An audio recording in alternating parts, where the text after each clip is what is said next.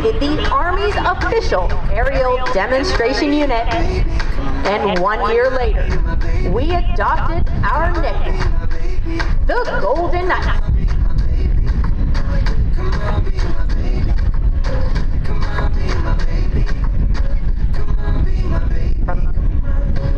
As the last of the jumpers removed their equipment and donned the distinctive Bangor mane, he is an airborne career counselor with 1,210 free fall parachute jumps.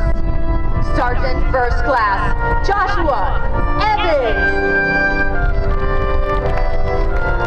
From Yuma, Arizona, he is an airborne parachute maintenance technician with 1,615 free fall parachute jumps. Staff Sergeant Nicholas Orozco. From Dallas, Texas, he is an airborne infantryman with 1,609 free fall parachute jumps. Sergeant First Class Griffin Mueller. From Aurora, Colorado, he is an airborne mortarman with 6,900 free fall parachute jumps. Staff Sergeant Jason Bowder. From Orlando, Florida, he is an airborne parachute maintenance technician with 8,900 free fall parachute jumps. Sergeant First Class Jesse Stoller.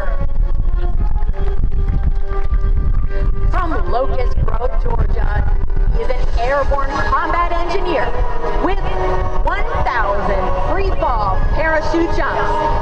Sergeant First Class Justin Drake.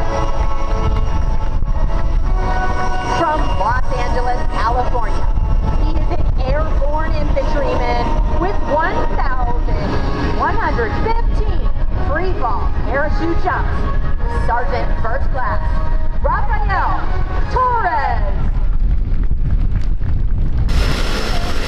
This aircraft, capable of sustaining sustaining speed. It was an aircraft that, of course, went toe-to-toe with the F-4 Phantom, the F-100 Super Sabre, and even the B-52. Inbound from the right on a hot pass at just about 500 miles an hour as he uses the stick back into his lap and climbs this aircraft through about 3,000 feet.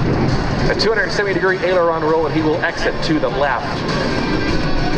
This was a nimble fighter and could prove to be deadly unless respected by our American pilots that obviously would have the superior training and tactics.